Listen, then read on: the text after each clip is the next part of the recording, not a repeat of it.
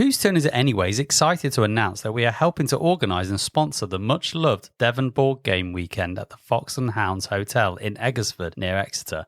This event begins on Friday the 8th of November until Sunday the 10th of November. For more details about the event and where to get your tickets, please check out the show notes and we'll direct you to where you need to go. Hope to see you there.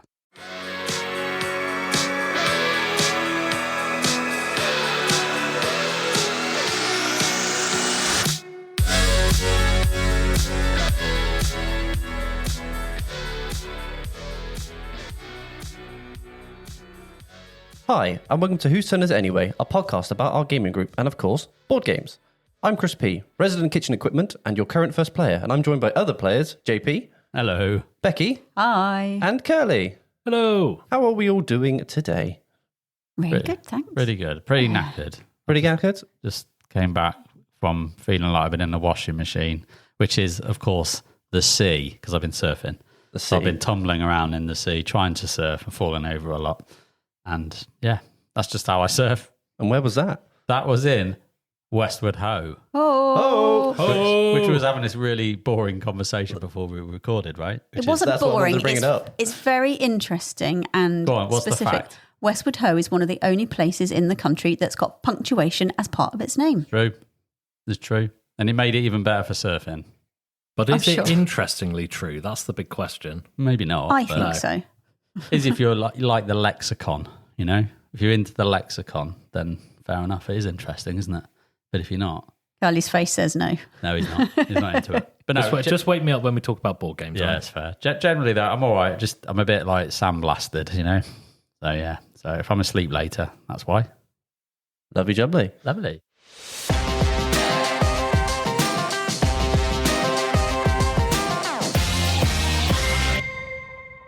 So, let's talk about Hex. This is part of the podcast where we talk about what we've been up to recently. Becky, do you want to get us started? Yeah, so it was a rather large birthday of mine. 21 again. Yep. Lies. Maybe a little bit. And lots of people came round, which was lovely to see everyone. And we played a game of Fire Tower. That was me, JP, my friend Catherine, and JP's son, Josh. I was going to call him Ross then. Who the hell was Ross? He's my other son. Your other son, yeah, That I don't secret have. son. Yeah, sure. Secret. How did you find him? The one you keep in the loft. So we played, oh God. We played a game of Fire Tower, which Tambo introduced me to actually. And it's a really easy but very fun, I'm going to say it's co-op, but it's not meant to be co-op, but it ended up being everyone versus JP. Although I had his back a little bit. You did have my back. Yeah. You've got a board which has got lots of squares on it and a picture of a fire tower in each corner. And basically you're trying to burn everyone else's tower down whilst maintaining your own. So you've got a really beautiful plastic flame in the centre of the board. You roll a dice at the start to determine the wind direction. So every person's turn after that, you place one extra fire gem in that direction. And hopefully it's not towards the direction of your tower. Then you can play one of a handful of cards you've got, which can either add more flames in a certain configuration. You can fire break, which kind of protects your tower, or you can use water to kind of erase some of the flames. So what generally happens is a couple of people gang up together against everyone else, which is exactly what happened here. My friend Catherine and Josh were basically, let's burn Dad. So that's what happened, isn't it? he took great pleasure in trying to eliminate me from the game as fast as possible. But one good thing about the game that I think is really well thought out, the first person that is out becomes then like a shadow of the woods, and you get to roll the sort of directional dice and then do a thing. So you can basically get back at whoever it was that burnt you down, which is a really fun game. The pieces are super, super tactile and very, very nice to look at. And it plays in, I don't know, between 15 to 30 minutes, I guess. Mm-hmm. I did buy the expansion, but we didn't play with that this time, except for the little wooden buckets, which are like your kind of last chance saloon. Yeah. Get rid of some of them. I needed them. You needed a couple more than you had, I think, mate. So yeah, as soon as a bit of flame is in your kind of 9 square area in your corner, you can use your bucket, which is your last ditch attempt, to get rid of 3 flames. But to be honest, if it's got that far, it's probably not going to save you, to be honest. No. So we had really good fun playing that. Really enjoyed it. It was a good game, yeah. No, it surprised me because I don't know, when you look at it, it's like, well, that doesn't look like there's much going on, but it's that table talk, it's the banter around the table that you get with that kind of game. Yeah, absolutely. And it's like, right, this is happening. You're like, you bastard, what are you doing? And there's fires spreading around like there's no tomorrow, and you're trying to sort it out and then trying to get people back. And it's just good fun. I mean, like for families, it's great. Like the rules aren't heavy at all. No. You can just get it like literally in a turn and you're off. And my son absolutely loved it. He keeps saying, have we got it yet? And I keep forgetting. I'm like, I probably should buy this game because he just wants to keep burning me. My only problem with it is thematically, why are we trying to burn each other's towers down? What's the story? Like we're all here and we're trying to burn each other. Like why? Rival tribes. I don't know. I don't know if it says in the rule book. Actually, I didn't look that deeply into it. There might be some thematics involved. We just went, how do we play it? Let's go. Yeah, burn stuff. I don't care what it's about. I'm a pyromaniac. It could be all corporations that were trying to, dominate the woods and be the only corporation left. Yeah, so maybe. We're sabotaging each other. Perhaps. Yeah, it's just like, why are we doing this? But it is fun. Let's burn each other. It's really good. Yeah, it's really nice. So bought the base game and the expansion when we were at the UKGE, and really enjoyed it. Very, very good fun. How about you, JP? What have you been up to? What have you been playing? I've been playing quite a lot actually recently because I'm about to go on holiday. And I've been trying to get as many games in as possible. But the one game I want to talk about is Nucleum. And the reason why I want to talk about it is it was a game I was actually going to sell. And now I'm not. Oh. So, plot twist. Yeah, plot twist. I've already ruined it, haven't I? But for those that don't know what it is, Nucleum is a game that came out in Essen Spiel last year by Board and Dice and designed by Simone Luciani and David Terzi. And I played it a few times. I've always enjoyed it, but then it's just something about that game. I just wasn't excited to get it back to the table. Can't tell you why. Just like there's other things that I'd rather play, and it was like, should we play Nucleum? I was like, can do. It wasn't kind of like, really excited. So I just thought, you know what, I'm going to give it another shake, and I kind of not forced myself to play it. That sounds really bad, doesn't it? But kind of put an event up, and then as the event kind of got closer, I actually got quite excited to play it again. So, let's play it. So I had to relearn it. And then we had a game, and in that game, it clicked for me. I think it's because I've never was really good at it.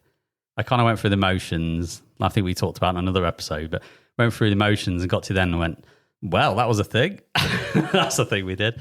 But for those that don't know what it is whatsoever, it gets compared to Brass a lot because it has train tracks and looks similar to Brass, but it doesn't play anything like Brass at all. But you're kind of trying to build like buildings and link up your railways to various different power plants that are either coal-fired or, as the game progresses, nuclear or nucleums. They're basically nuclear power stations that will generate more efficient power sources, and you're trying to route power and resources to these buildings and all that kind of stuff. And that's kind of the crux of the game. But the clever bit for me is that the action tiles are the train tracks, and you can buy more throughout the game, and they have two ends on them. So they have an action on the top end and the bottom end, and they've got a little colour edge, which means if you play that train track onto the board and you match the colours up with the cities or other train tracks that are under, you can then do the actions, but you lose the tile because it's stuck on the board. Or you can play it on your player board, do both actions, but you'll get that tile back. So there's a little puzzle there on, do you put it on the board? Because that helps you connect links up. Or do you keep it because it's a really powerful tile you want to keep spamming over and over and over again? And yeah, it was great. I loved it. And I literally played it, that game, and I played it solo, learned solo mode. So I played it again on solo. And then me and Rob had a two-player during the World Cup, during the Euro final. So we actually tried to get the game done. We didn't. And then we tried to finish it at half-time. We didn't. And then we had to literally finish the last two turns off after. So it was all a bit sad because obviously the result was not the way that we wanted it to go. But yeah, I really enjoyed that game. And for me, it's just reinvigorated it. And it's quite nice because I expected to sell it. What did you think was different this time then? Why? Me. Oh, okay. Just different mindset? Or? Yeah, probably. Yeah, probably. Because I played it like the demo at Essen, which was very scripted on Rails demo. Which was fine because this is the game, this is how it works. And then that's kind of why I bought it. And then I played it again, and I think I probably just drowned in it a little bit. And I think the second play after that, I was at GridCon. Yeah, did pretty shit, to be honest. Just didn't do well. And I don't know, I just thought, maybe it's just not clicking. But yeah, this one, it just made sense. And maybe just a bit of time away and coming back to it just helped. I don't know. Might be that I fall apart in the next play. I don't know. But it seems to I kind of get the puzzle a little bit more. So yeah, I've purchased the Australia expansion, which has been out quite a while now, about 3 or 4 months, which brings a new map in there. So a bit more variety, twists some of the rules up, not massively, but it just adds a bit more flavour. And yeah, I'm enjoying it. Looking forward to playing more of it. So yeah, there you go. Yeah, so I've actually had the opposite journey with Nucleum. You did, I just want to point out. But I think, again, same as JP, I think that had more to do with me than the actual game. Yeah, it's an interesting one because I can totally agree with JP. I think I had a similar game to you last time we played than you had the time before. And I think just if you're not in the right mood or you don't pick it up quickly, the game can feel quite disjointed. That's a perfect word for me for how I felt because I didn't do that badly. No. I came third with at least a competitive score, but it just didn't feel like it was flowing very nicely. So yeah, that was a really interesting one because the time before that, I absolutely... You romped it. Yeah, I romped it, stampeded everything, and it felt really smooth and a lot. But I think looking back at it, I think that was more a bit of skill, but largely luck with the decisions I made happen to be the right ones. And this time round, I decided to go down a different tack because you guys were quite aggressive with the contracts. Yeah. And I thought, right, they're being super aggressive. The good ones are going. I'll try something else. And no, you need the contracts. Like, there's just no two ways around it. It's just part of the efficiency engine. So I guess I tried a new way of doing it. It went very badly. Halfway through, decided to go down the contract route. By then, it felt too late. And I felt like I was a couple of steps behind everyone. So it wasn't, I'll be honest, it wasn't a feel-good moment. No. It was definitely a feel-bad moment. But at the same time, I can kind of figure out where I went wrong now. And I'm going to give it another go. I was pretty like... Yeah, you were like, I'm not playing this again. I didn't enjoy this play. It was not a good game for me. Like I tried to like not let it come across in the actual game, but afterwards I was like, yeah, I'm not sure that one. But, I think I know where I went wrong. And I think it's still a really good game. I just think that I experimented and it went very badly wrong. Yeah. So, you got to accept that you do those things. You're going to get bitten occasionally. Things with the contracts, it's not always, I mean, of course you want to take contracts and fulfill them. It's kind of the point, right? You get VPs and you get like technology that you unlock that helps you with your engine and stuff like that. But the thing that I keep forgetting in the game is actually taking contracts, you slot them in the side of your player board and then you choose a slot and you'll get either money, workers, uranium, or some achievement stars, which you use to kind of help you get up this achievement track. And just taking them gets you that little trickle of money is so important because it's tight as arse, especially early in the game. And you're like, how do I get, I need one more worker because I need to put some track out and do this thing. Like, I'll take a contract, put it in there, done. So linking some of those things and then efficiently bouncing stepping stone to stepping stone from the contracts and keep them fulfilled and then pushes you in the direction. That's what you need to try and do. But it's difficult. I think the other thing it's not a light game, is it? No, it's not. No, the other thing was, and this is going to sound like sour, really, but it was like when you're doing you're having a rough start to the game because you've experimented, made a bad decision, and then Davey gets literally. I don't even know. I was struggling to get 5 points to get to that first level-ish, 5 stars. Yeah. And he had 24. And I was like, what the hell is going on? He ran out of steam at the end. Yeah, he did, yeah. Which allowed people to catch up and everything else. So it's not like it didn't marry up. But, at the start, when you're like, I just can't do anything here. And Davey's got literally the kind of score that you get towards the end of the game straight away. And it's like, oh my God, right. You said that comment, which was, it doesn't feel good when the other players are really romping ahead and doing well. And then I think I responded in a non-helpful manner, which was, welcome to my world, or our world, which is when we play against you, mate. To be fair, I think I commented back that you don't do as bad as you bloody make out you do. Now, I'd understand it, if I whip your ass all the time, and there are some players, not naming any names, that I do probably whip most of the time, but you are not one of them. Yeah, so I have my moments. So I'd let other people have that comment, but... Yeah. It's nice to see you human. Yeah. Do you know what I mean? Yeah. You're not just an AI robot. It did feel very humanising, I think. Well, I'm glad you're going to give it another shot, though. Yeah, I will, definitely. Yeah. Cool. No, it's interesting that you've gone from, I'm just about to probably get rid of this game to the point of I actually enjoyed it, I'm going to buy an expansion for it. It's weird, yeah. Wait, JP bought an expansion, but he never buys the expansion. I forgot about that. No, he doesn't, does he? No. Well, So this is well the thing done, with mate. this is like I thought I don't know if I'm interested enough. Yeah. And the expansion came out and I didn't instantly buy it because Oh, I thought, well well, if I'm done. going to sell it, I don't want to buy something I'm going to sell, you know? But yeah, so and then I played it and loved it again. So I thought, sod it, I'm in. Yeah, I'm having it. you know what's weird though is the fact of when you were selling it, I was like, I'm going to buy that off him when he sells it. And now you've decided you want it, and I don't want it anymore. So it's all worked out in the end. Yeah, it all worked out And it nicely. means I got more money in my pocket, and I can play it whenever I like because JP's got it. I'm so still going to it's keep it. all good. For now, I mean, who knows in the future? But yeah, I'm enjoying it at the moment. So Yeah. why not? But that's me. Cool. Thank you. Well done. I'm glad you managed to buy some more things to add to your collection. Yeah, it's fun. Kerley, what have you been up to? So this is not going to be the most eloquent description of a game, but because I've only played it the once, but it was Draft and Write Records, which I played at Becky's 40th birthday party. Not supposed to drop that Sting, in. that's Sting. Ladies' Well, I'm just saying, age, you know, you ladies' said age, 21. come I'm not on. letting you have that. I said 21 and a bit. It's just a really, really big bit. So I played it at Becky's birthday, and it was a bit of a surprise hit because I don't usually like writing games, any draft and writes, roll and writes, anything like that. I think it was, looking back, I think because most of them have to do with shapes, and I don't like puzzles with shapes. I Just don't like puzzles. I mean, the don't like only one shapes. that I found acceptable that I enjoyed, but was still a little bit against me was the Molehill Meadows. Molehill Meadows. That's it. So I really enjoyed that. So Chris, well done. I think Good Chris job. should have on the box even one Kerley round. Yeah, As, exactly. You know, Even Kerley from the Whose Turn Is It Anyway podcast loved it. Yeah, and then they'll go, who the hell is that? That is a bloody an accolade, isn't But it? for that kind of game, it is. But no, it was really good fun. Basically, you're going through the game and you get a sheet of your own, which is nice.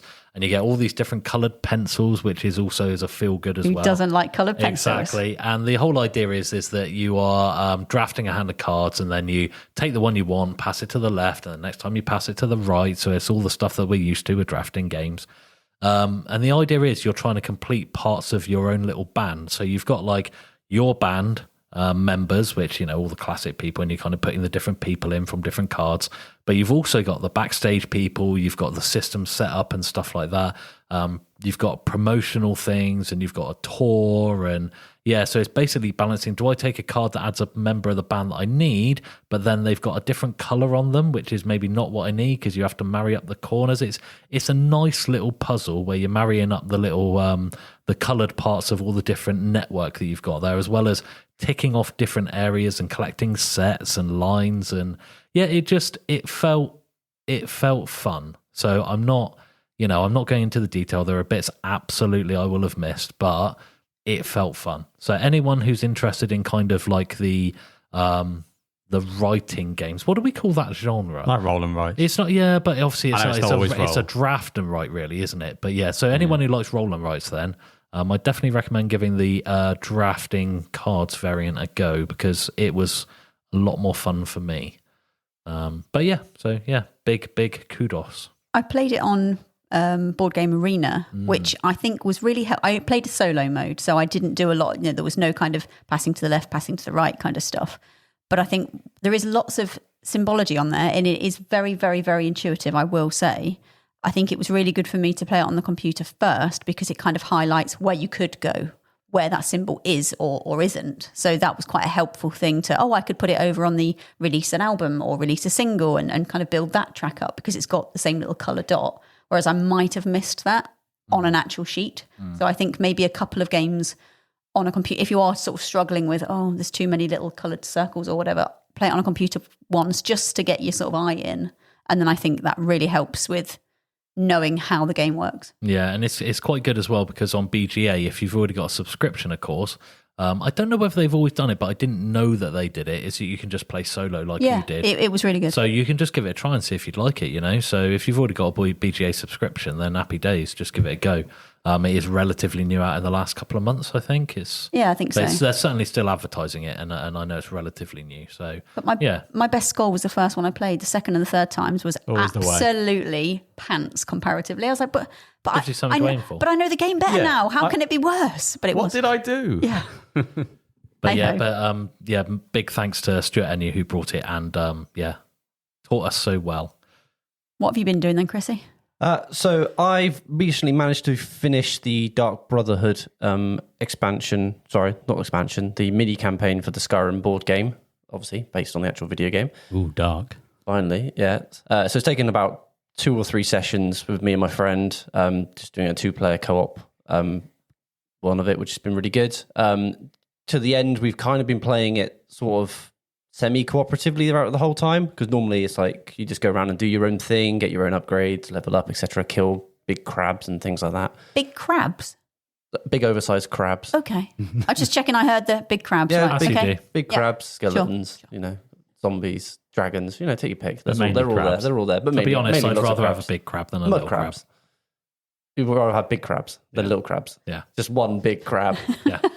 Just, This is when you draw. This is going weird now. You know where you are with one big crab. Yeah, you know where it is. Yeah. Yeah, that's fine. Yeah. You can pop into the side for where to go and then just put them back. Yeah. Right. Oh, Anyway, God. where was I? Anyway, leading back.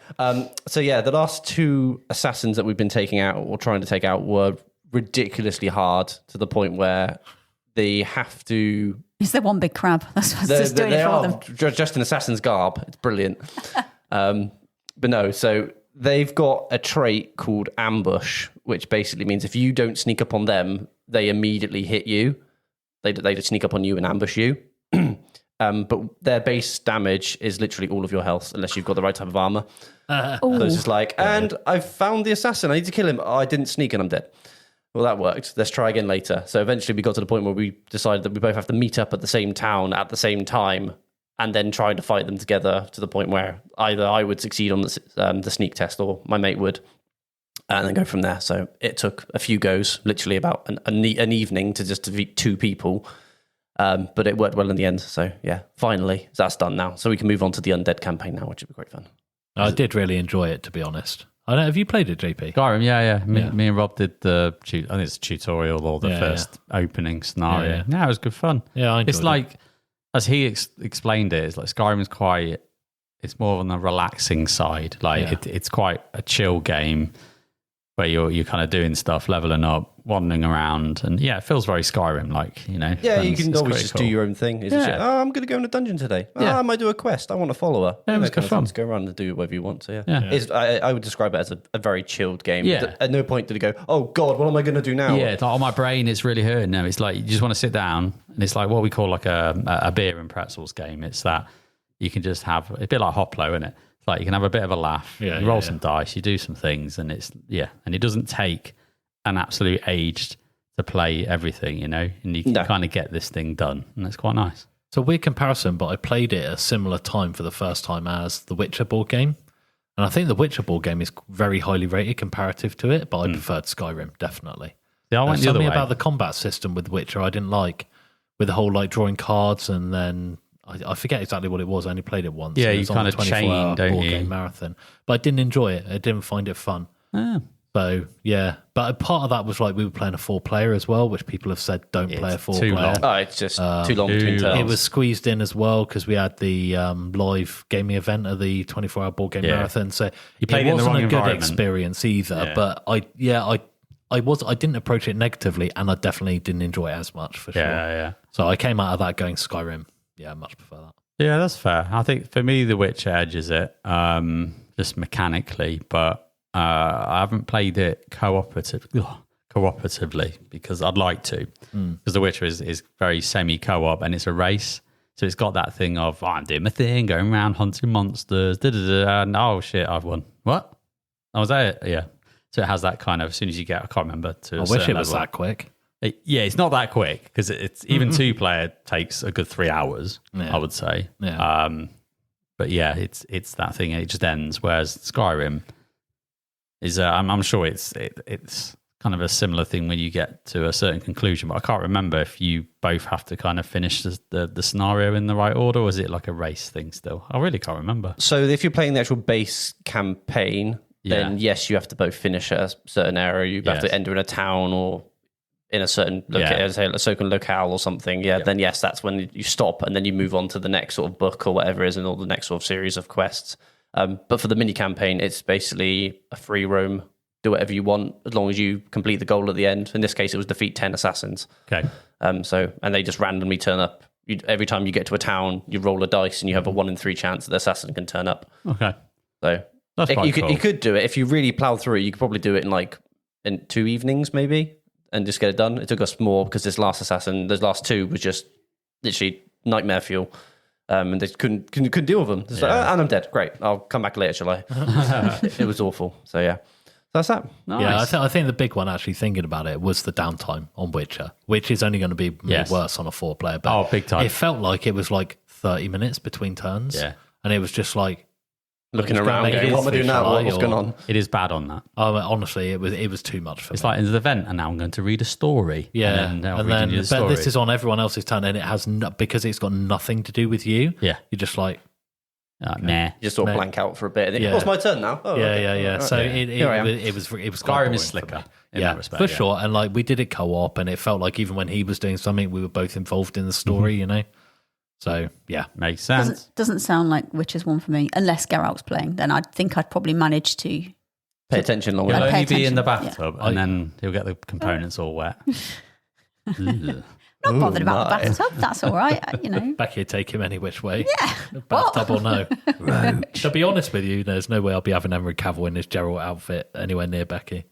No. If it's I not, mean, I wouldn't stand a chance. But it's not Henry I Cavill would that I attempt fancy. It's never the I'm person. aware. It's always the character. I'm going to get you a Geralt wig. The White Witch over there. I'm going to get the White Wolf, sorry. Just Kerley with a cloak on. It's the cloak that I like, isn't it? That's my and thing. the silver hair. I think, you know, not bothered about I the love you, silver hair. dear, but a cloak might be a push. Shit. Do you remember when we were getting married, you wanted me to dress up as Mr. Darcy?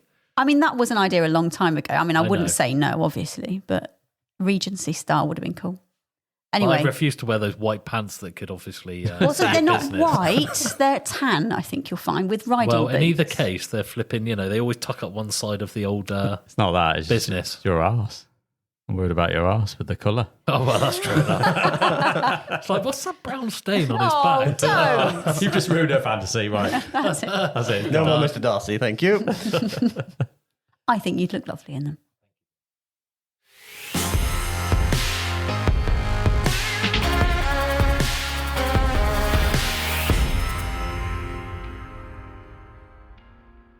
So now we can move on to the main turn. So sometimes you have to deal with what you've been given. So maybe some things don't quite fit the way you'd like, or like myself, you just need everything to be neat and tidy. Today we're talking about original box versus storage options. I don't have a massive collection of games, so I can only speak on my limited personal experience of what I've seen, obviously when I've gone to other game nights and things. So I'd like to go over a few games with you guys for what you've seen, or obviously what you own, where the original box is perfect or near perfect. So like when you've unpopped everything, you've unwrapped all the cards, you've taken all the bits of the cardboard out, got all the figures, etc. Everything has to go back in that box when it's finished. What's a game that everything just, it fits, it's nicely, it's done, it's all packed away once you're done with it, or you haven't got to go out and buy something else for it? What's a game that fits that? Kerley? I've got one here, and I think JP's going to get in with it as well. So I'm going to get in there first. Go on then. I think the best original game I've ever seen is definitely Eclipse. That's the one for me, where they've thought about everything. You can literally, what is it? I remember Shut Up and Sit Down did their review, and they went, this game has like 70 components per person. This how many? And do you know how long it takes up? Bam, bam, bam, bam, done. I mean, it's not quite that easy in reality, but they're making the point. You know, it's designed to go away perfectly and be really practical as well. The only complaint I've got about it is the giant space egg in the middle actually came a little bit damaged, because that's the one thing that isn't really adequately protected in its box. Yeah, it's kind of on the side, isn't it? Yeah, that's the only thing they missed, but I assume they either didn't think of it or didn't have an adequate solution they could think of. But apart from that, perfect. It fixed perfectly well with a bit of super glue. Yeah. But even as Becky did fix it. even as I was Love popping you. that game and sorting it out, I was in awe of the amazing sort of thought behind each player's sort of the organisation of all their pieces. Like you say, there's loads of bits, absolutely loads, but everything is so intuitive. Normally when I'm popping games and kind of setting them up, I have to keep looking at the sort of the manual to say, okay, do these bits go together? Can I put them in the same baggie? There was none of that with this game. It is absolutely flawless. And it uses every single bit of space as well. Yeah, It's so it's like beautiful. efficient. Yeah, It's really absolutely beautiful. impressive. I've got one to add to that. I think Septima, the deluxe edition. I can't sort of comment on the regular edition because I have never even seen it. But the deluxe, is it deluxe or collector's edition? Yeah, it's the one I bought from Essen anyway. That puts away so beautifully. They really have thought of everything. I know people kicked off a little bit about how the potions fit in. I don't know what they're moaning about. You just touch the bottom of the potion bottle and the top bit pops up. You can just pick it up. Some of them don't flip up as easy as others. And it might be down to certain print runs of also print runs, but the mouldings. Mine is fine. I don't know what people are whinging about. But some people whinge about anything, won't they? In all honesty, I think some people don't use the potions. I think that was the big one because when you use the potion, you just poke it down, it just pops up straight away. Yeah. And I don't know if people were doing that. My only problem with that tray, it's getting really specific now. My only problem with that tray isn't the fact that the things pop up or down, is that the cardboard overlay onto the potions tray doesn't sit in it properly. I was going to stick it down, but I was a little bit... It kind of hangs out. It bends off. Yeah. Only a little bit. But I was going to stick, I think a tiny bit of blue tack would have your problem solved with that. Yeah. But that sort of system, I think they did actually get, is it Game Trays? Game Trays, yeah. To actually do it. But it is beautiful. It's a work of art. And they have the lovely little kind of exploded schematic diagram as to how to put it back. Yeah. And I love one of them. I love one of those. You've got to have one, honestly. Like, it's so frustrating. I don't need it now because I'm just so good. You might but, not do, but like the amount of times I've been... Memorised. I think it was... Yeah. Was it Anunnaki I was trying to put away? I'm like... I have no idea. I don't know. Yeah. I don't know. Like, I don't know how any of this goes away, and it didn't have any sort of as the instructions. Tetris music's in the back of your mind. Where's this go? We got there in the end, but it took about 3 times as long as it should have done, probably. So Kerley doesn't like shit. You put in like 3/4 of it and you go, oh crap, I've still got all of this to go in. I'll take it all out again, start again, Yeah, put it back in again. It's like when you've been camping, not that I go camping anymore ever, but trying to get your tent back into the original packet. Just don't even bother. Just don't even bother. It's not going to happen. Burn it. Well, just chuck it. We'll just burn the one-use tent because tent. Buy a new one. Yeah. A big elastic band instead. What's your favourite one then, JP? Unless you were going to say Eclipse as well. I wasn't actually. No, I wasn't going to say Eclipse. I'm surprised. It didn't ping to my mind, but you are absolutely right. It's a fantastic layout system, should we call it that? For me, the one that just instantly jumped to the top of my head was Dice Forge. Right, that's beautiful. Yeah, the Dice Forge is the Lego dice game. You replace the faces of the dice, all that kind of stuff. The insert in that you get out of the box is bloody fantastic, unless you're storing it vertically, which like a heathen. I don't, so I don't care. So it's don't fine. come at us. I'm sure we'll get to that later. Yeah, and it's just it's just very thoughtful. Everything has a place, even the little minute components of I don't know what they are, the little hammers that you get for certain cars. Everything just goes where it needs to. And the brilliant thing about that game is the box is also a component in itself, because of the way that the tiles lay on top of it, and it all kind of extends into the border from a thematic artwork perspective. I mean, they've thought about everything. It's with beautiful. That. And it's beautiful. It's really clever, and I appreciate that. Because it means you don't need to do anything. You've got the game; it works. You know what I love about Dice Forge? What? It's that sleeve. Oh, with the rubber band around. Yeah. So what they've got, if you haven't seen it, it's where you get the little parts. What you're doing with Dice Forge is you're putting the sides of the faces onto the dice, right? That you earn through various things.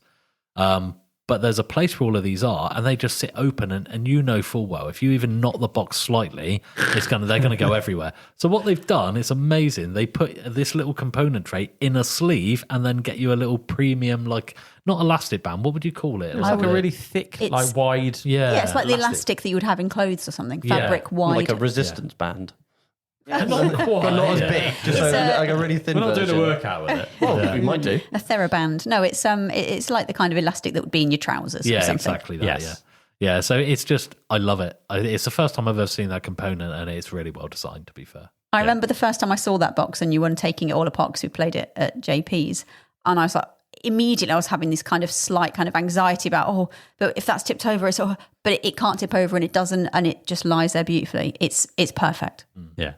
Unless you take it to a games day, well, and you tip that bugger. Well, don't tip it. And just then it goes lay it flat and just be happy. But then, that's fussing. most Sit games. still. It is in a cardboard sleeve, so I mean, you're not going to get absolute calamity. It's not going to be carnage when you lift the lid of the box off. When you slide it out of the cardboard sleeve, you're just going to have the bits everywhere, Yeah. which is fine. So it isn't going to be like an explosion in a box. No. The tiles are all right. To be Contained fair. explosion It's in a everything box. else. But no, it's a great solution. Yeah. And on a side note, an underrated game in general, I always think. It's fun. Yeah, good, fun, light, quick. We borrowed that from the board game library at the UKGE, and I think played it with Tambo and his brother. And I don't think his brother, or maybe even Tambo, had played it before. No. And it's really quick to learn. It's really intuitive, really obvious, and there's no downtime in turns like we were just talking about with your other games there. Your turn is everyone else's turn as well. In it for us, Always rolling your dice. Always rolling, and it's just great. That's really, really. I just get bored between turns. I'm just not interested anymore. But that keeps your, kind of attention. Definitely. I mean, special mention as well to Eagle-Gryphon Games, because they do provide you inserts for all of their big box game, Lacerda games. All of them have got them. They've got better over the years. If you go back to Vinyos, not great. But you go to the latest ones, brilliant. So everything fits. Just a shame about the quality of the game that it holds. Shut up. Rawr. Another Shots fired. another really good honourable mention, I think. It looks nice, which we all know that aesthetics is my kind of prime directive when we're playing games, but the flocked golden lining of Art Society. Yeah. Now, there is a small issue with it if it does get tipped a little bit. Again, you could not store that game on its side because it would just be a nightmare. And even if you don't store on its side, you move it, you take it somewhere, you do get a bit of movement of the pieces, but it's not terrible. But that is like a lovely offering, that box, because you have to kind of pass it around the table. People are picking their pieces. It is a nice, it's an attractive part of the game. And that whole game's about aesthetics, so it's quite good in keeping, I think. But it's good though, right? So it's the games and publishers that actually think about the entire package and solution. That when you get it, you don't have to go, well, game's fantastic, love it. I need an insert. I need to get something to replace something. I quite like that, though. Yeah, no, I don't. It doesn't bother me. But when they've designed something that's so good right from the off, I mean, you just got to say hats off, because it's like there's nothing I would change here. It's perfect, does what it needs to do. And even when it's not perfect and they're like 80, 90%, it's still not going to, when you get to the point where it doesn't justify buying an insert to replace it and you think it's good enough, that's all good. Yeah, that's great. I think when publishers do it right, they should be saluted.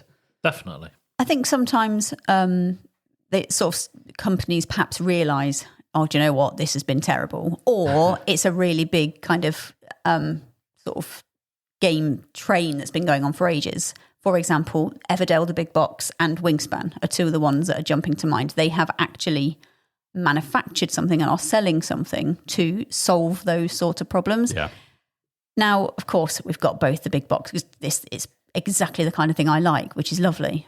But I do think that is then saying, we did a really bad job of something originally, but now we want you to pay 150 quid or whatever the price tag is for our storage solution.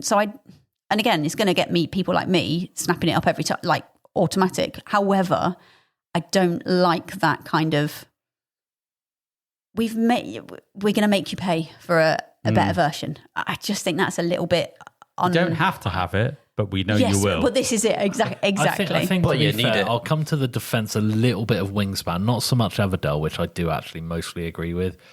With Wingspan, I think it's just due to the fact it's got so many expansions. Yeah. I think the actual storage solution in the game is actually okay. I think it's actually okay. It's just the fact that obviously with all the expansions all together, it just becomes very messy. You're trying to cram it all in one box, maybe that goes badly. You're trying to then, it's just the fact that it's been so popular, I think. I can't remember what the original insert of Wingspan looked like, because that was one of the first ones that I made an insert for. Well, you didn't really need one. Well, I say there wasn't one.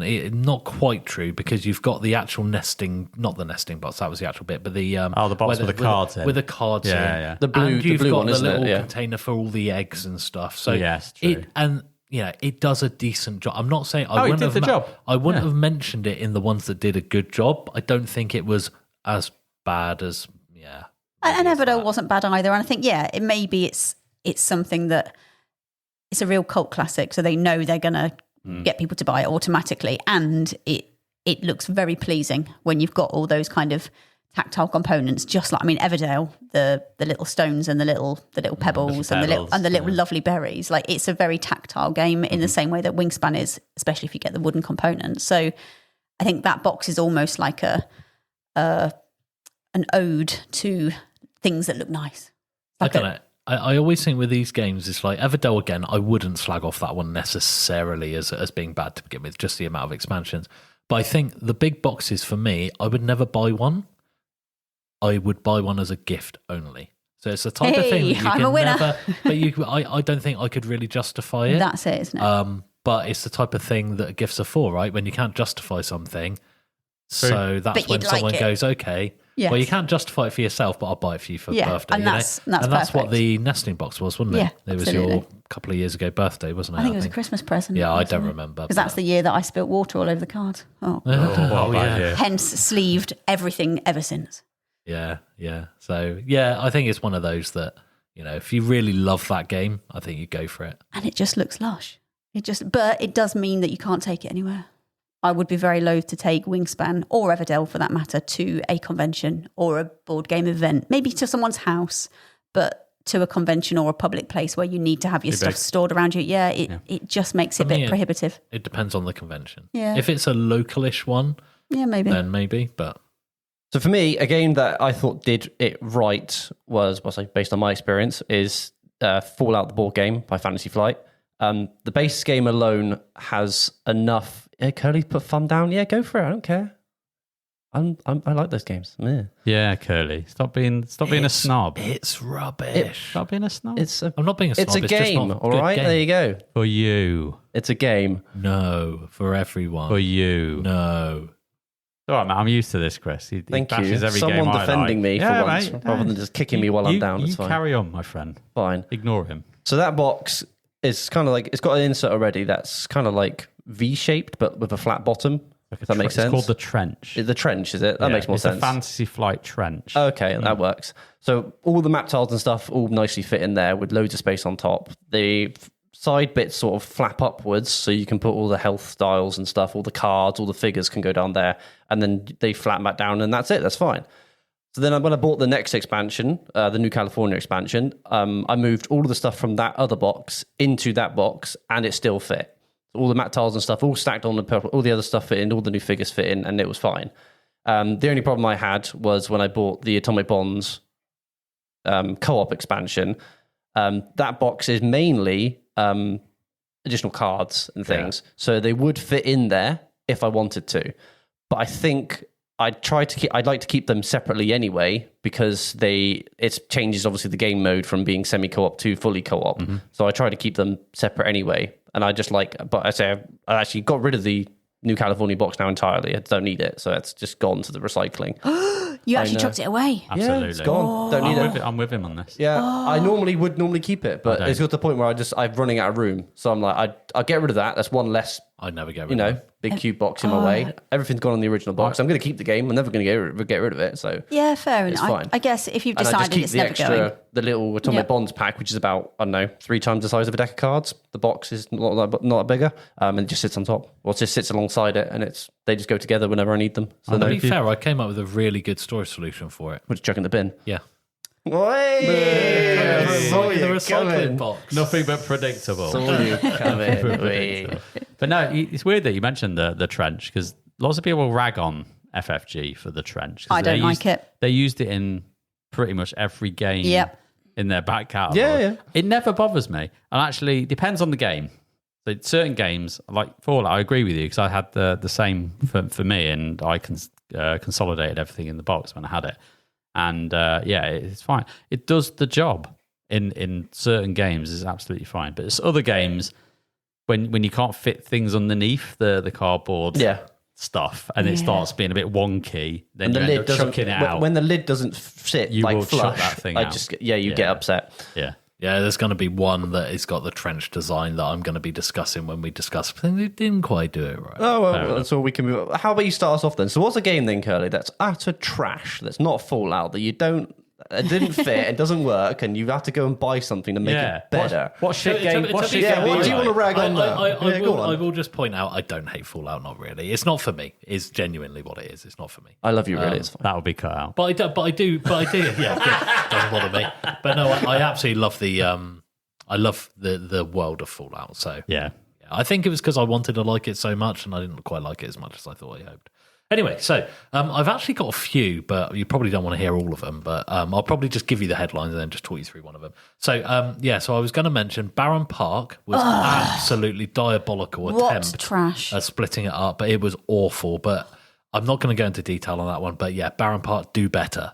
All right? Well, just don't do anything. It's fine with nothing. I love how you just said Barron Park do better. Do better. Not the publisher, but Barron Park. the game. It's The game do better.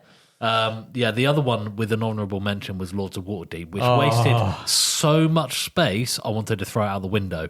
So I literally removed it. It's I think the only thing I've ever thrown away from a board game that I've kept.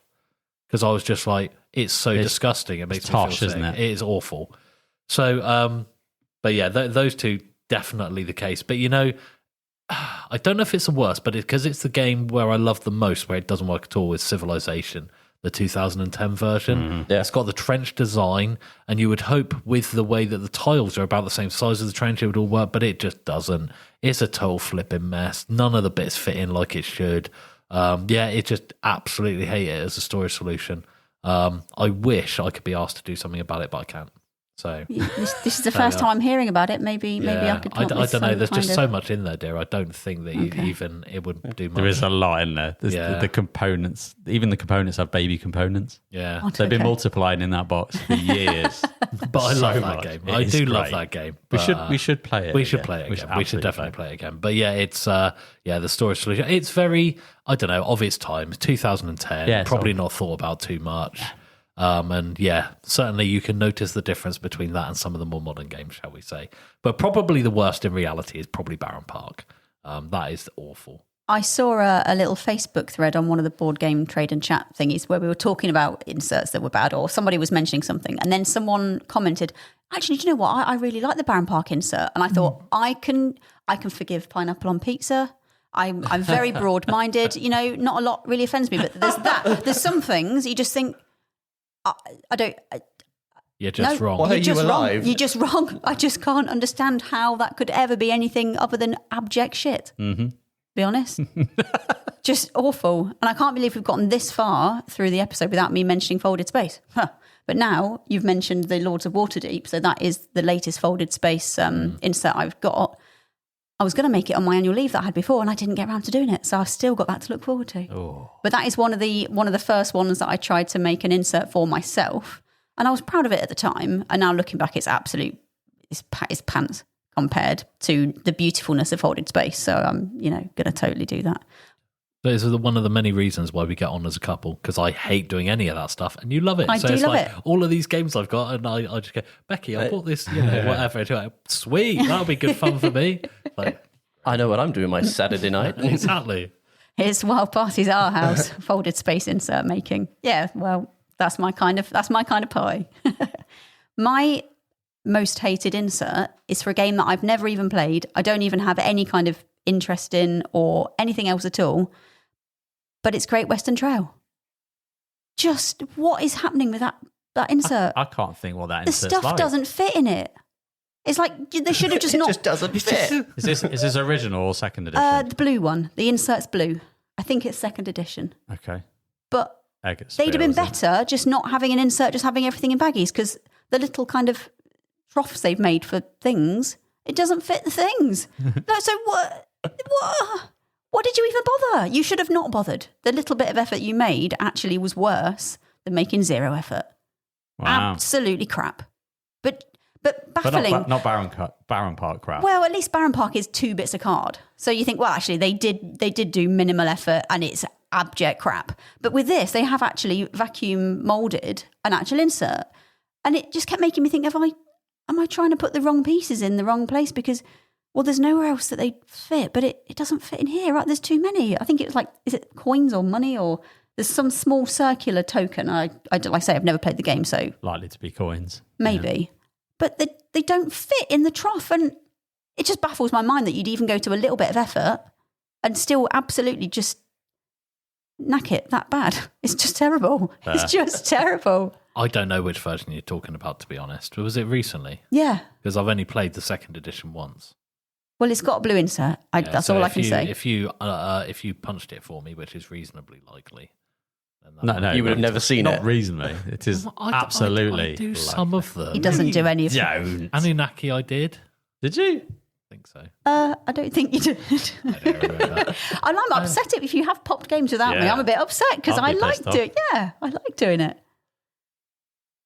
JP always feels a bit sick when he comes around my house and I've had a game for like 2 months. It's still in shrink. It's still straight. Should we play this game? Yeah, and he gets it out on the table and it's still shrink wrapped. And I'm like, I'm like, really?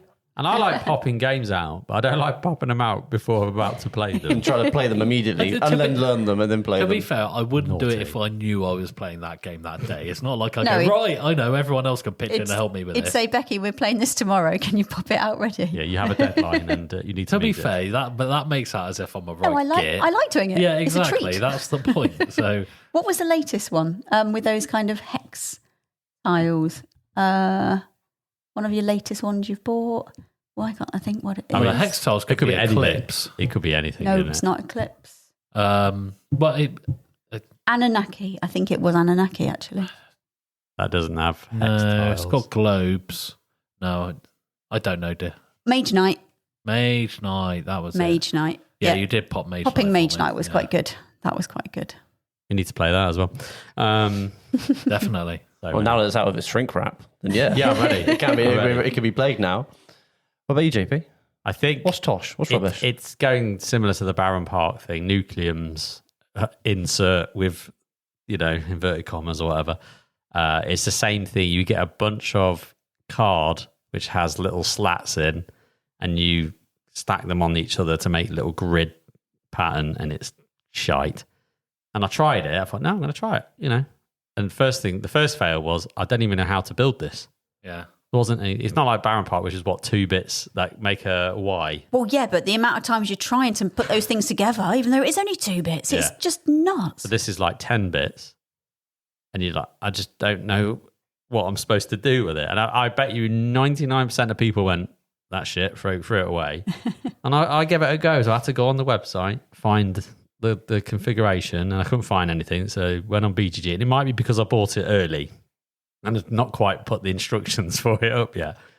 So I managed to build it, did it. But it's one of those things that every time you play it, the tokens slide underneath them and Yeah, everything goes yeah. everywhere. So yeah, it's gone. It's all in bags now. It's a lot easier. I mean, there is an official insert for it, but like with most of these things, when you get the expansion in there, it doesn't quite fit. But yeah, it's full. It's very full. Honestly, with some of these, I wish they would just leave a bunch of baggies in there and say, fill Yeah. your boots. Don't bother. Yeah. What's the point? Yeah. Maybe they got spare punch board and they thought, that'd be fun to do. This will piss them off. Yeah. It's like a game within a game. Can Yeah, you put together the It's not a insert? fun game, is it? But yeah, that's the one that calls out. Because I think where the games don't give you an insert, they don't count because they haven't tried. And that's okay. Don't mind. But it's when they've tried, Yeah. when they shouldn't have. Yeah. There you go. No, that's very true.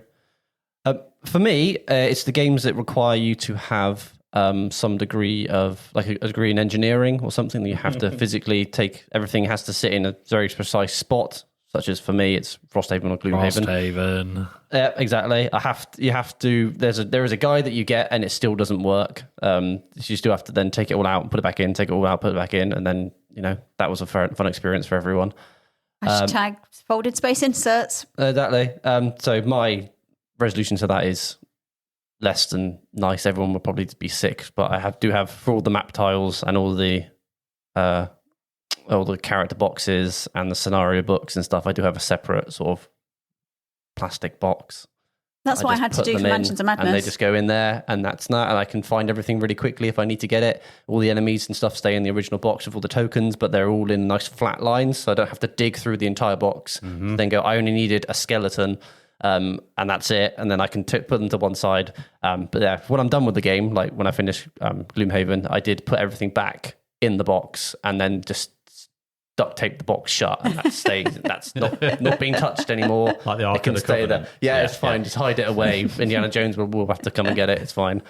But yeah, so with Frosthaven at the moment, it's just it's nice just taking it all out and keeping it separate, completely separate as much as you can before you stop using it entirely. Yeah, I'm glad because that's what happened to me, basically. I just got sick of it. Like setting up, breaking down, it took like an hour each end. And I just went, you know what? It's not worth it. Chris, do you want to buy it? I did. Please. And I said, yes, please. I love it. Thank you very much. I've just finished. So yeah, even with the bits and pieces that came with it, I don't know if you bought some of the inserts or they want to come with it? Folded space one. Yeah, the only thing was the glue they recommended wasn't the best. So when Becky lovingly put it together, it did start to come apart again. So it's like, was you using base PVA? That's why you just use your glue gun. But you do make it dry first, people. It's very important. Make it without using any glue first to make sure you got it the right way. Because once you've glue gunned it, there is no going back. That is true. And I've done a few inserts where I've gone, oh crap. But luckily, I've used like proper wood. Big gorilla strength, whatever you call it, and that's all right. That holds, that binds. But you do have a bit of play if you get it wrong. It's like, nope, quick, reverse. Wipe it off. Yeah, no, with the glue gun, build it without any glue first.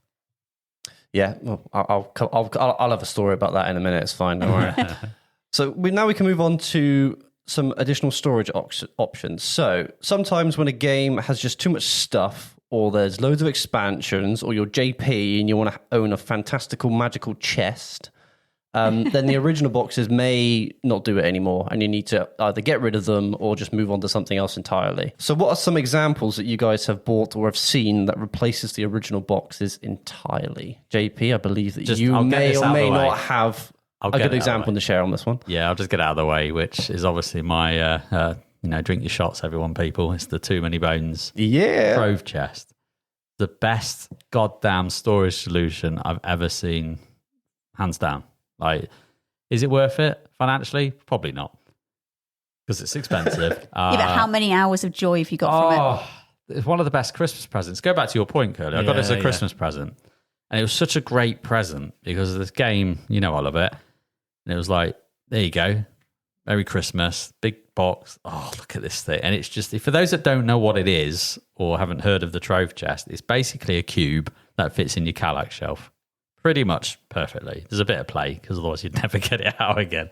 And it has like a front that you slide upwards, and on the front has a magnetic bone key. Oh, beautiful. That you then use this magnetic bone key on the drawers that sit behind it, and you can use it basically pull the drawers out, and all the drawers have got space for different things. Like you've got all your rules and character sheets for your gear locks. You've got the tyrant trays that sit on the right hand side, and even in there you pull the tyrant trays out, and every tyrant's got their own little plastic I don't know, like box that holds the chips and the dice and the cards for each tyrant. So it's all organized beautifully. My favourite is the gear lock dice tray, one of the bigger trays, because when you get that out and you get the gear lock trays, which holds all of the dice and their chips, and it's just, that's beautiful. And the way they work, which is the lid pulls off, and you can then insert the tray inside of the lid, so it kind of raises it up as well. Like, it's just fantastic. The whole thing, the experience, like when you're about to set that game up, it's just like, so good. I like it because you get to play with the Trove chest and pull these drawers out, get stuff out. Yeah, it's great. Genuine question. Yes. Genuine question. Mm-hmm. Do you know how much it was? I mean, I got it as a gift. Yeah, so. I got it for, I think it was $99 at the time. Right. You can't get it for that now. It's about $150. Okay, what, pounds or dollars? Dollars. I think. So you're looking at 120 quid, 130 quid, but then you got shipping and all that kind of stuff. The trouble is with that product for Chip Theory Games, it's not a loss leader. There's bugger all margin in it for them. They don't make a lot of money in Trove chests. Yeah. But they know that they're quite popular and people want them. The demand is there. So yeah, it's an odd product because it's so premium in its quality and design and everything that goes into it. And yeah, it's just it's not going to be for everyone. No. And it goes back to your Wingspan nesting box problem. Once it's all in there, you ain't moving it. It's so heavy. It's just like ridiculously heavy. The amount of neoprene and poker chips that's in that thing now, it's like you'd kill a man. Like you literally, or give him a hernia trying to lift it. Yeah, and I mean, when I moved house, I had to empty all of the bits, and all of the bits had to go into my big board game bag separately in their trays. So just so I could move the Trove chest itself empty. Wow. Because I couldn't move it full because they would pull me back out, or if that thing had dropped with the weight in it, it would just explode. Yeah. It would literally just blow Jesus. up. And I can't even imagine how awful your little face would have been I if would that have had, you cried. would have just, Yeah. no, I'm not moving now, this is it. And I'm you done. know what? When I I'm not moved, selling this house anymore. I'm going to live here forever. All the chips everywhere. yeah, No. when I moved, I had to move that. I said, I'm moving that. I'm not letting the movers touch it. No, And I said, that is mine. And I went in my car, Yep. and everything was like, I know where it is. It's safe. And like, Cheryl was just looking at me going, weirdo.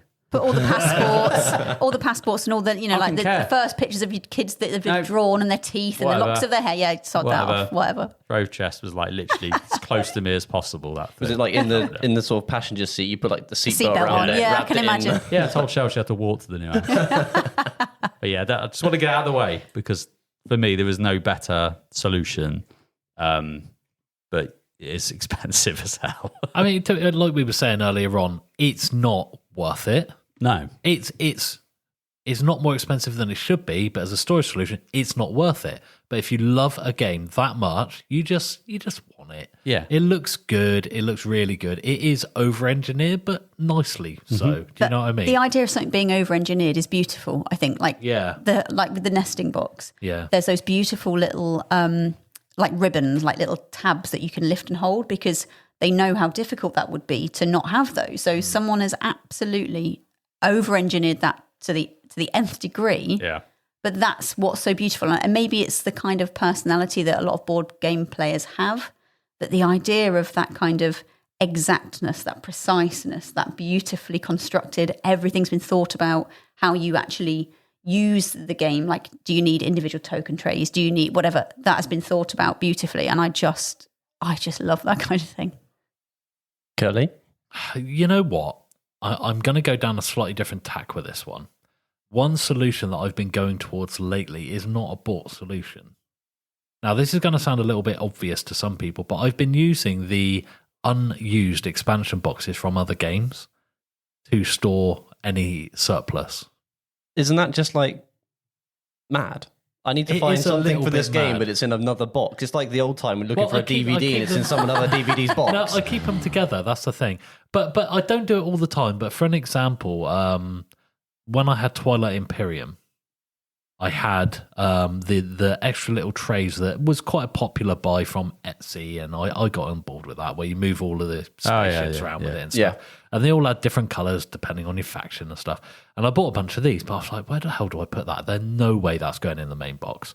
So what I've done, I've utilised the expansion box for Great Western Trail. What was it, Rails to the North? Rails to the North, yeah. Yeah, Rails to the North. So I use that as a solution for that one. But it works for me. I'm not saying it will work for everyone, but we got all of our unused kind of expansion boxes kind of above the Kallax and all that kind of stuff. So, you know, that works for me. That's what I use. Apart from that, I've got down on my list Everdell Wingspan. I think we pretty much covered that one. So, you know, I would say that would be my choice. Apart from going into folded space, which Becky, no doubt, after her fangirling at the UKGE, will want to take that one up herself. So I'm gonna just give my little tidbit and then let Becky continue with that one, I think.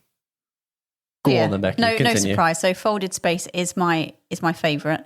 I mean, you know, a little kind of nod to those beautiful wooden boxes that you can buy, which are really beautiful, but the price point is just so high. Like, I remember seeing Tambo's got the Mansions of Madness one, which kind of reminds me of an old lady's sewing box. So it's kind of on hinges, you lift it up and then you've got these lovely layers. Yeah. And they are beautiful, really beautiful. Super heavy though, and you basically have to throw the original box away because this now becomes the box. So, you know, they are very nice and they always look lovely when you see them at conventions, and it shows that someone absolutely loves a game if they've bought one of those. So totally, they're really lovely. But for me, I like the fact that your board game still looks like a board game. It's still in its original box, but when you lift the lid, you've got this beautiful, organised, thought about process. And again, Milo Hi, Milo. I know, you're listening, obviously. Sure. Of course he is. Milo from Folded Space, who I met. And Kerley's absolutely right. That was my highlight of the whole entire weekend convention. Because I've done a little tiny bit of my own sort of 3D printing design, CAD design, tiny little bit. I know the kind of level of thought that has to go into that because I've not got enough of that in order to do my stuff properly. So the amount of thought and sort of analysing and figuring out that goes into constructing one of those to the level that they do, everything fits on top of each other. Everything is measured. Everything they think about, like say, how do you actually use this game? Do you need a little box each to have tokens on? Do you need? It's not just storing it. No, absolutely. It's about the kind of enhancing the not playability, but enhancing the gaming experience and that setup and teardown. And I just think that's really, really not important in a game. You don't have to have it, but I think something Kerley mentioned earlier, if something doesn't fit and you just throw it out, I can't imagine if not something not working. Like I can't tolerate this doesn't work very well. My prime directive almost is improve that thing, make it work better, customize something. If it's normal, add glitter to it. I need to, I have an inbuilt need to improve upon or not make better, but make something more usable or slicker or shinier or I don't know, whatever. And I love doing that. So the idea of making folded space inserts for me is I love making them right at the start. And I have to say, don't use the glue that they suggest. But I guess they suggest it because, you do have that little bit of, oh no, wait, whoops, I've put that the wrong way around. And it's not going to be the end of the world.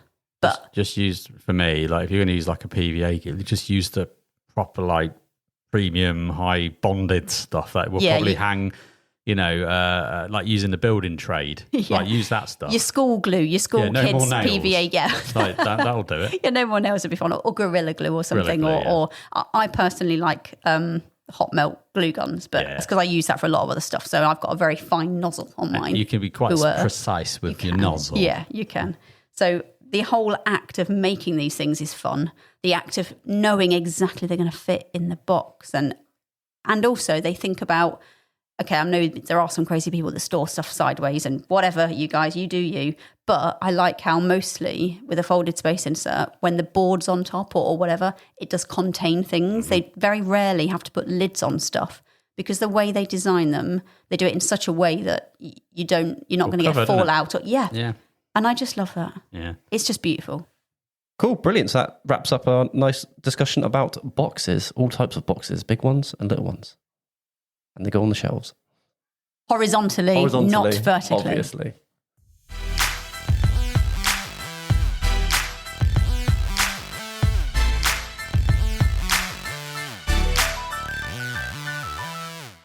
So I thought I would revive the question segment for this part of the episode rather than our Would You Rather, as we've had a message from Buzzsprout from one of our listeners, Stuart. So Stuart asks the following. Have any of you taken part in official playing, such as demos or early play tests, as a result of our growing industry connections as a podcast? I mean, this is an interesting question that hopefully we don't come across as pretentious. Well, it's going to make it sound like we feel like we're a real podcast. And now we've got the special mics. That is quite nice. But the idea that we've actually spoken to people that design board games just still baffles me. Like, that still makes me just, I don't know, I can't quite believe it. Yeah. I do find the interviews the most interesting thing, I have to say, like after playing them, But as far as official ones goes, I really enjoyed my response to that. It's a little while ago now, was Mycelia. That was really good. That was really interesting. With the designer, played with him, and it was just a really good game. Really enjoyed that side of it. Playing a prototype, it was really good. So yes, a couple of them. But. Yeah, I mean, I think we're fortunate as a group that we support Paul Grogan's gaming rules, and I'm not sure that's kind of linked to the podcast, but it's kind of, ever since we've been starting the podcast, we've been helping him, but that's not because of it. It's just because we live quite close and we love board games, and, it's become a good friend of ours as we've kind of gone through. So because of that connection, we play a lot of stuff that sometimes is not even out. But that's probably more because Paul's getting a lot of, promotional copies or advanced copies, preview copies, all that kind of thing. But independent of that connection, I think, as Becky said, it's quite surreal that we are speaking to board game publishers. You know, like Mindclash is one as an example that I think we've got a really good relationship with now. And then to the point where we go to trade shows like Essen and UK Games Expo, and they're like, "Have you played this yet?" And it's like, no, come and have a game. Or, you know what, we'll lend you the one of our demo copies for the evening to play at the expo. That's what happened. We played Ironwood, and there's a photo of me literally in bed with Ironwood. As a joke, I didn't sleep with it. He did. But again, like to kind of have the trust from a publisher, which is one of their demo copies for the game that's just been released or about to be released on GameFound, and they only have 3, I think. And they said, like, yeah, here you go and play with that tonight, as long as we get it back in the morning, because like if we don't, we're screwed. And it's That did feel special. That was a lot of trust there. There's a bit of trust there. And he's like, yeah. So that was quite nice to be trusted with the game. And I remember thinking, I've got to get this back. And you would have moved hell or high. yeah. What, you would have gone through a ring of fire to get that box back. I just know you would. I nearly did. And security held Rob up at the time, and we were slightly getting a bit delayed, but we got there. So I think with that was really good. And I think there's just other examples of I think with the podcast that we've been going for over 2 years now, and I think the name of us is getting out there a bit more, and a lot of kind of publishers are starting to go, oh yeah, we've heard of you guys, which again is still weird, mental. And the fact that we interviewing like Min and Elwyn from who work with Czech Games Edition and David Turtzy, it just blows my bloody tiny little mind, if I'm being honest. Yeah. And now the fact we've done some of these interviews and that they've given the time up for us, which is just a gaming group in the Southwest that's playing games. Yeah. That we just go around JP's house and just play stuff. Yeah. I think to be fair, with Mindclash specifically, I don't know this is the case, but they know we're genuine fans. Yes. Like, it makes up 3 of my top 5 games of all time. Yeah. Mindclash games. So they know that we are genuine. Like, you tag them in like our favourite games or, episodes that involve Mindclash specifically. So they're more inclined to help people who know are genuine fans and not just trying to, like, I guess probably just jump on the bandwagon and try and gain their kind of support. Yeah. We mention them all the time because we love their games. Yeah. So yeah, we get advanced copies of things. We get to place it in things that haven't come out yet, and that's very privileged. We completely understand that, and we're very thankful for it, to be honest. So yeah, to answer your question, Stuart, we do get to play stuff in an official capacity, and even this year in Essen, I'm going to be demoing for Mindclash, which is cool. Oh my! Yeah, I bet. I just want the purple. What's it called? Mindclash jacket. Mindclash jacket. Yeah. I just want one of them. Yeah. I don't know if I'm going to get one. I hope I do. If you're listening, Mindclash. I'm sure if you ask. I want one because it's cool. Ask ahead of time. Ask him to keep it as well. About You about want the it. purple jacket. Yeah. Is it embroidered? Embroidered with my name on. You spell JP exactly as it sounds, just so you know, for the 2 purple letters. jackets. Yeah. Easy. You don't need much stitching. I don't know how to answer it without, like you say, I don't want to come across like knobby. Yeah. Better stop talking now. Yeah, I'm only joking, mate. I'm only that's joking. fine. Do you know what I mean? No. Yeah. Because you could with this sort of question, and I think we are very humble with it, and I'd like to think we'll continue to be humble. And any publisher, big or small, and I'm actually on the smaller side. Strong point. That's a total winner for Yeah. me. So when we saw them at the UKGE a couple of years ago, at the preview event on the Thursday, the guy was really sweet and said, "Oh, you take one of these," and I felt guilty for taking it off the guy. I mean, if I could have bought it from him at the time, I would have done. But we have played that game so much, and we bring it out all the time, and it's such a great game. Yeah, just strong point. It's a quiz game, but you don't really need to know much about the questions because you're guessing if someone else is going to guess it right. That's where you get most of your points from. It most eloquently solves the problem of keeping people interested in between their own turns. Yep, Quiz absolutely. games. Yeah. Which is like normally it's only exciting when you're the one answering questions. Yeah. But it invests people in other people's turns. And it's a small little box. Fantastic game. Just really fantastic game. So the point of the matter is really, I don't think we are pretentious or we're getting carried away with it at all. We're extremely lucky and extremely grateful. But the reason why I think our names got out there a little bit is because we're not we're just genuine fans of all the games. Yeah. And we're not arseholes. We're just trying to, you know. To each other, all right, fair maybe. enough. But I think I wouldn't sit here and go, I love that game if I didn't like it just because someone gave it to me for free. So I'd probably just wouldn't mention it, maybe, or That's the or whatever. rule that we have, right? That is the rule, which is like we get. I get messages on Instagram for publishers that are probably not well known, and I'll always respond. Like we'll always kind of say hi and stuff. And if it's a game that doesn't genuinely look like it's for us, then I won't. I'll be quite open, so I'm not quite sure that's going to be our bag. And there's certain ones I'm like, I'm not sure, but then when they come, we give them a play.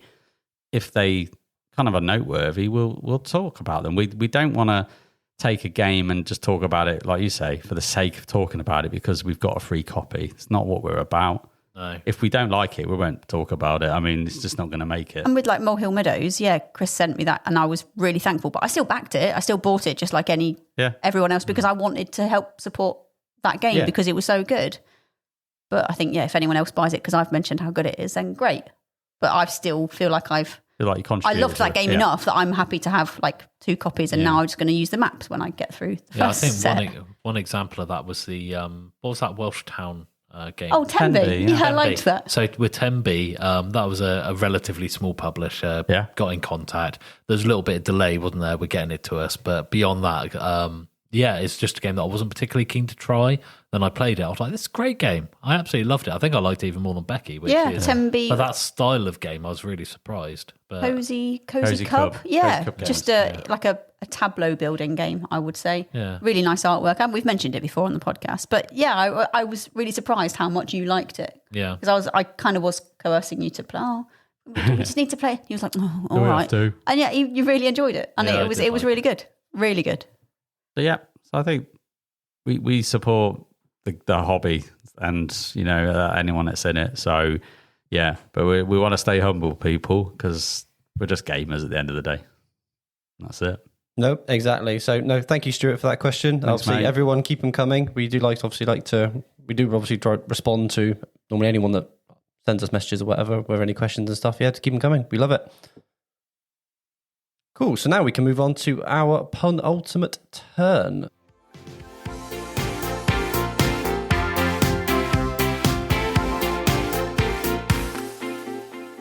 So, what's upcoming? What's exciting gaming news or non-related gaming news that you guys are doing tomorrow, the next day, next week? 2 weeks. What's going on? So, for me, I'm very excited that I'm going to go on holiday. That's literally... Where are you going? Well, I've been quite privileged because we're going to Nucleum first for a little caravan jaunt. And then the week after, we go to Turkey for 10 days. So take a few little games along and all that kind of stuff. But what I'm actually excited for is when I get back, I've been watching a few videos on a game called Winds of Numasera. Say that again, what? Wind of Numasera. Wind of Numasera, okay. And it's been classed as a Game of Thrones style card game. It's got a bit of engine building in there. Doesn't take forever to play. And artwork looks gorgeous in this game. And Mark Monk from Ninja Geek Games did a video for it. One of the preview videos, and it's on Kickstarter right now. I was like looking at it again. Ooh, this looks quite fun. And it's got quite a nice thing where you can kind of get equipment, upgrade your characters. You have like a succession line and all that kind of stuff. And you got 4 different win conditions in there.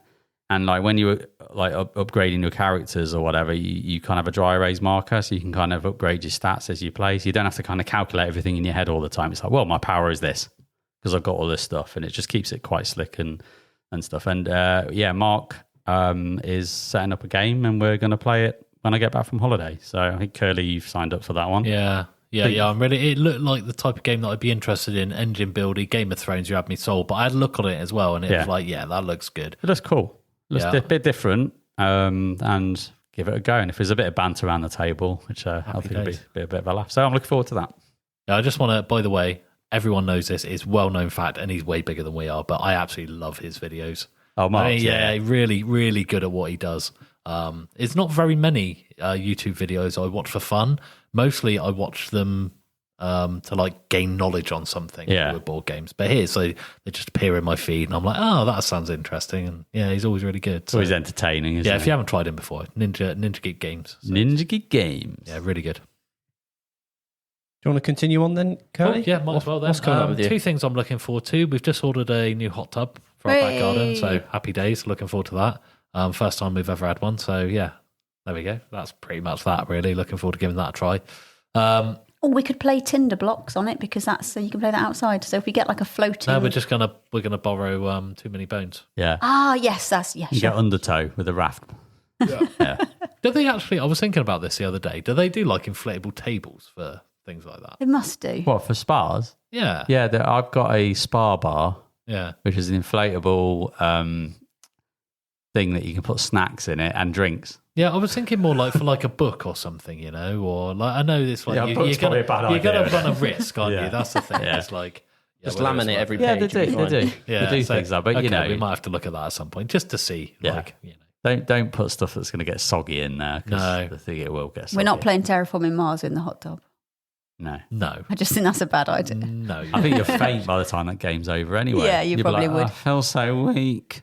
What, because you just overheated and Yeah. died? Because it takes 4 hours. Well, you could attach the temperature with what the temperature is in the game. So, like, you know, you start off really Freezing. maybe not quite as cold as Come on, Mars. guys, work on the temperature. Heat. Yeah. So apart from the hot tub, what I'm really looking forward to coming up in November 8th to 10th, Friday the 8th to Sunday the 10th, is the Fox and Hounds Devon board game weekend. So it's based in Eggersford, and kind of big news, guys, is that we've been asked to kind of sponsor it to a given degree. So basically we're getting involved in the running of the event, setting it up, sorting out all the tickets, and you know, working out a bit of promotion for it, and also what's going to happen on the day. And yeah, so we're really looking forward to getting involved in that. Things are underway right now. We're hoping to have the tickets available by the time this episode goes out, roughly, for, like I say, November the 8th to 10th. And a little bit about the event then. Starts Friday at 1500, 3 o'clock in the afternoon. Oh, your little train time popped out there. 1500. I was going to go military. He's gone very military. No, railway, mate. bit of a 20 turn on. years on the railway. 1,500 hours. But yeah, and they're looking to have, it's the most beautiful 3-course meal. I loved it last year. And they've moved that. If you went last year, which was in February, or this year in February, and then the year before as well, they did the food, the 3-course meal on the Saturday night, which for me broke up the day a little bit. So what they've done this time, if anyone's interested, they're going to do it on the Friday night. So anyone who's not interested in it, or don't want to go to it, or felt it was too much in the way of the middle of a board game weekend, they've moved it to the start, which I thought was a really good idea, actually. Yeah. They're going to trial it out at this one and see if it works well. So, yeah, so beautiful meals, beautiful company, massive, great big area just for open gaming, really. We're looking to get a games library there as well. Really good bar, drinks, coffees, all that kind of stuff. Saturday night is going to be kind of like a buffet style meal, not like pick and mix sandwiches, but like, you know, serve yourself kind of, but with a few different options. So, It was like curry and chili and all sorts of Yeah. stuff last year, wasn't it? Really good. and like I say, it is in Eggersford, which is on the Barnstable branch line from Exeter St David's, but it's also kind of, you know, mid Devon, really, I suppose. A little tricky to get to. It is a relatively small village. But yeah, if you go on the railway line, it works really well. It's right by the train station. Beautiful countryside. And they're going to be doing, basically, you can stay in there in a hotel for the weekend. Very reasonably priced, I think. We're yet to confirm 100% the price, but it's really good value for, like, you've got the Friday night, you've got the Saturday night, board gaming for basically 3 days. And all included is going to be the evening meals. So a 3-course proper beautiful meal and the buffet as well. All And for- breakfast. Yeah, and breakfast as well. So yeah, it's going to be it's really good value. I mean, obviously it comes at a reasonably high price point, but for what you get, it's really good Well, value. it's a weekend away. There's Yeah. nothing cheap about it nowadays anyway, is there? No. And it's Really? dog friendly. Dog friendly. Bring your definitely. very cute, fluffy, 4-legged In friend. fact, yeah, they actively encourage it. You know, I remember in our room that we had last year, in the room they've got a little dog bowl and a little dog A little treat in welcome there. dog. Oh, it was Yeah, so it cute. was so cute. So and it solves a lot of problems. Like a lot of people with their pets, they can't afford to go away for the weekend because then you have to get dog sitters or put them in kennels, or especially if you do it as a couple or a family or something. So it's certainly a couple of people that I know who are going to be coming along this year. It's a big selling point for them. So definitely dog friendly. But so we'll be getting involved in that one, guys. And it's the first kind of event we've really, truly had a bit of a handle on. So, yeah. And the owner's lovely as well. And the bar staff and the manager are brilliant. Really, they're really keen to have us and so friendly, so welcoming. But yeah, just a small little event. Like it's going to be 70 people maximum, which I actually really like. So give it a try. Come down and come and say hello. We're going to, like I say, tickets on sale. Are going to be, we're hoping at sort of mid to end of August. So, we're going to be doing all the promos on the run up to that. So keep an eye out and we'll provide some links for that one. Anything else you guys would add who've been before? The only thing I would say is, it's a very intimate convention. Yeah. It's a good thing. Yeah. Kind of said that like it was a bad thing. It's that's not what everyone's walking around in their pants. Let's just identify that. It's not a sexy convention. It's an intimate one, and it just means that it's kind of like it's got a really nice feel about it. So when you walk through the door, the way you're greeted, you're instantly put at ease, and you're playing games. It just feels like you're playing a game with a bunch of mates that are all there. And like by the end of the weekend, you kind of know everyone because it's not seas of people with lots of huge noise going on. And when you go to certain conventions and you get to the end of the weekend, you go, my head hurts, like it's just too much. Like this is quite nice, it's chilled, it's relaxed, and the ground's there, you can just go out for a walk in the countryside. But what I will say is we covered the event on an episode, one of our expansion packs, so I'll probably put a link to that in the show notes as well. Makes sense. Go and listen to that, because that's basically our bit of a debrief on that weekend that we went to in February. So if you want to get a feel for it, listen to that.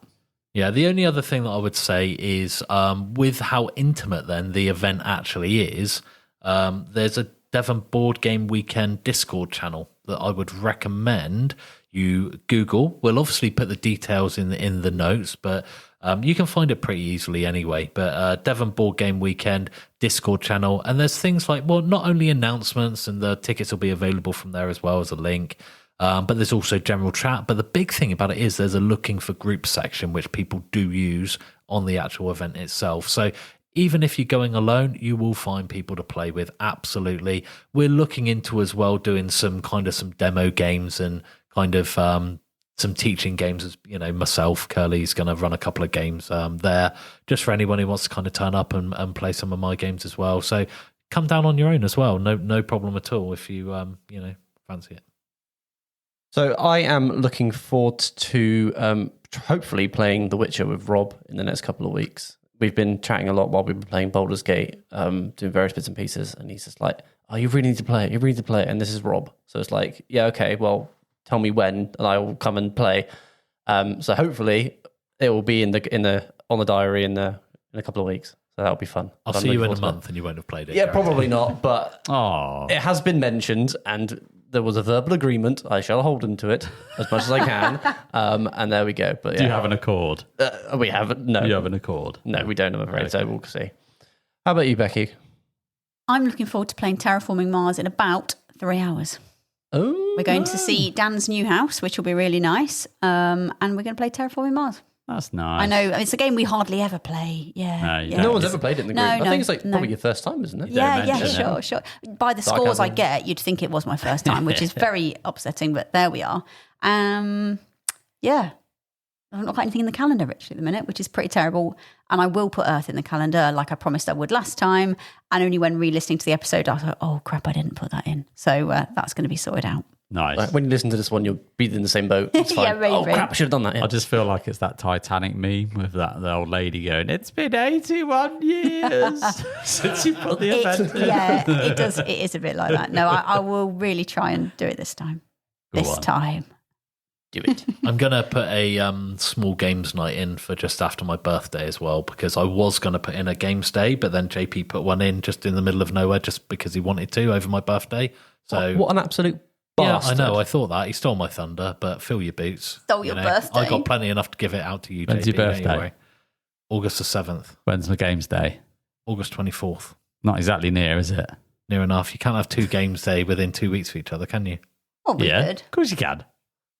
No, I'm not going to do that. But what I'll probably do On top of the 24. I'm mostly joking. I don't care. I'll just steal his event as mine. It just means I've got to go to around his house. This is the Kerley event at JP. Just bring around some banners and shit. Yeah,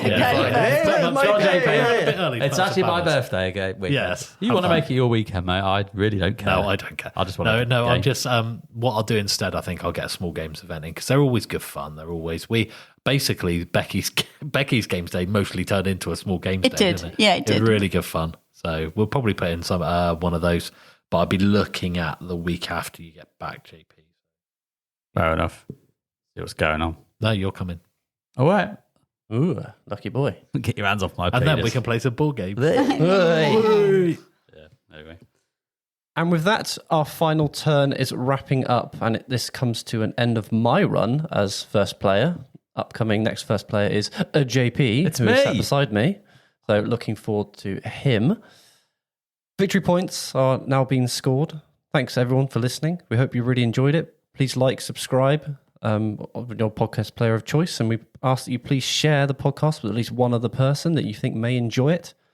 If you'd also like to support our show and become a subscriber, you can find us on Ko-fi, it's Kofi, or you can visit our website, which is www.whosturn.co.uk. We'll be back next time with another episode and a new first player, JP.